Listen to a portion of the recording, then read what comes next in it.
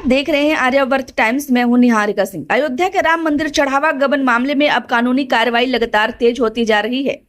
फैजाबाद की विशेष भ्रष्टाचार निवारण अदालत ने इस मामले में बड़ा फैसला सुनाते हुए सभी 8 आरोपियों की न्यायिक हिरासत 14 दिनों के लिए बढ़ा दी है। वहीं 2 आरोपियों की पुलिस रिमांड की मांग पर अदालत मंगलवार को फैसला सुनाएगी। आखिर इस मामले में अब तक क्या क्या हुआ है, किन लोगों पर आरोप है और जांच किस दिशा में बढ़ रही है, आइए देखते हैं यह खास रिपोर्ट। अयोध्या के चर्चित राम मंदिर चढ़ावा गबन मामले में सोमवार को फैजाबाद की विशेष भ्रष्टाचार निवारण अदालत में अहम सुनवाई हुई। अदालत ने इस मामले में गिरफ्तार सभी 8 आरोपियों की न्यायिक हिरासत 14 दिनों के लिए बढ़ाते हुए 27 जुलाई तक कर दी है। आरोपियों की पिछली न्यायिक हिरासत सोमवार को समाप्त हो रही थी। इसके बाद सभी आरोपियों को वीडियो कॉन्फ्रेंसिंग के माध्यम से अदालत में पेश किया गया। सुनवाई के बाद अदालत ने उन्हें दोबारा न्यायिक हिरासत में भेजने का आदेश दिया। इस बीच अभियोजन पक्ष ने मामले में नया मोड़ लाते हुए 2 आरोपियों रामाशंकर यादव उर्फ टीनू यादव और सुभाष श्रीवास्तव की पुलिस हिरासत की मांग की है। अभियोजन का कहना है कि पूछताछ के दौरान दोनों आरोपियों के बयानों से कई नई जानकारियां सामने आई है। इन तथ्यों की पुष्टि करने, सबूत जुटाने और कथित गबन की पूरी साजिश का खुलासा करने के लिए पुलिस रिमांड जरूरी है। जांच एजेंसियों के मुताबिक इस पूरे मामले में दोनों आरोपियों की भूमिका काफी महत्वपूर्ण मानी जा रही है। बताया जा रहा है कि रामाशंकर यादव उर्फ टीनू यादव, जो श्री राम जन्मभूमि तीर्थ क्षेत्र ट्रस्ट के पूर्व महासचिव चंपत राय के पूर्व चालक रहे हैं, उनके पास मंदिर की दान पेटियों की चाबियां थी। वही सुभाष श्रीवास्तव, जो एक बैंक के पूर्व कर्मचारी बताए जा रहे हैं, मंदिर में आने वाले चढ़ावे की गिनती और उसकी निगरानी से जुड़े काम में शामिल थे। इसी वजह से जांच एजेंसियों दोनों से और गहन पूछताछ करना चाहती है। इससे पहले पुलिस 4 अन्य आरोपियों अविनाश शुक्ला, अनुकल्प मिश्रा, लवकुश मिश्रा और करुणेश पांडे को अलग अलग चरणों में पुलिस रिमांड पर लेकर पूछताछ कर चुकी है। पुलिस का दावा है कि इन पूछताछों के दौरान कई महत्वपूर्ण दस्तावेज और साक्ष्य मिले हैं, जिनके आधार पर जांच आगे बढ़ रही है। एजेंसियों का कहना है कि पूरे घटनाक्रम की कड़ियों को जोड़कर यह पता लगाया जा रहा है कि कथित गबन कैसे हुआ और इसमें किसकी क्या भूमिका रही।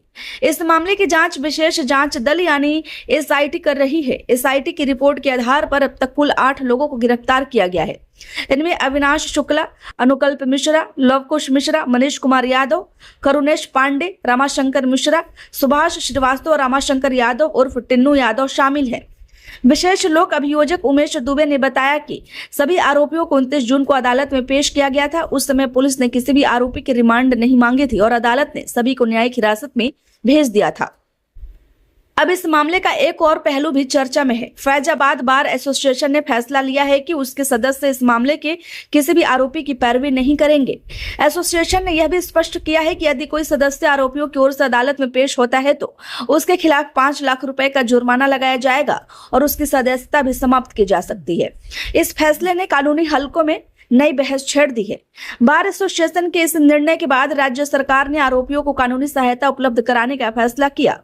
सरकार ने अभियोजन विभाग के पूर्व संयुक्त निदेशक कुलशेखर सिंह को बचाव पक्ष का अधिवक्ता नियुक्त किया है। कुलशेखर सिंह ने कहा कि वह फैजाबाद बार एसोसिएशन के सदस्य नहीं है, इसलिए उनके सामने पैरवी करने में कोई कानूनी बाधा नहीं है और वह अदालत में आरोपियों का पक्ष रखेंगे। जांच एजेंसियां पूरे मामले की वित्तीय लेन देन, दान पेटियों की सुरक्षा व्यवस्था, चढ़ावे की गिनती की प्रक्रिया और उससे जुड़े सभी दस्तावेजों की गहन जांच कर रही है। साथ ही पुलिस यह भी पता लगाने की कोशिश कर रही है कि कथित गबन में और कोई व्यक्ति शामिल था या नहीं। अब सभी की निगाहें अदालत के उस फैसले पर टिकी हैं जो 2 आरोपियों की पुलिस रिमांड की मांग पर सुनाया जाएगा। यदि अदालत पुलिस रिमांड मंजूर करती है तो जांच एजेंसियों को इस मामले में और अहम सुराग मिलने की उम्मीद है। फिलहाल राम मंदिर चढ़ावा गबन मामले में सभी 8 आरोपी 27 जुलाई तक न्यायिक हिरासत में रहेंगे। फिलहाल राम मंदिर चढ़ावा गबन मामले में सभी 8 आरोपी 27 जुलाई तक न्यायिक हिरासत में रहेंगे, जबकि 2 आरोपियों की पुलिस रिमांड पर अदालत का फैसला जांच की दिशा तय कर सकता है। इस पूरे मामले पर हमारी नजर लगातार बनी हुई है और जैसे ही कोई नया अपडेट आएगा हम आपको सबसे पहले जानकारी देंगे। वैसे इस खबर को लेकर आपकी क्या राय है हमें कमेंट में जरूर बताएं। खबर अच्छी लगी हो तो लाइक करें, कृपया चैनल को सब्सक्राइब करना ना भूलें। धन्यवाद।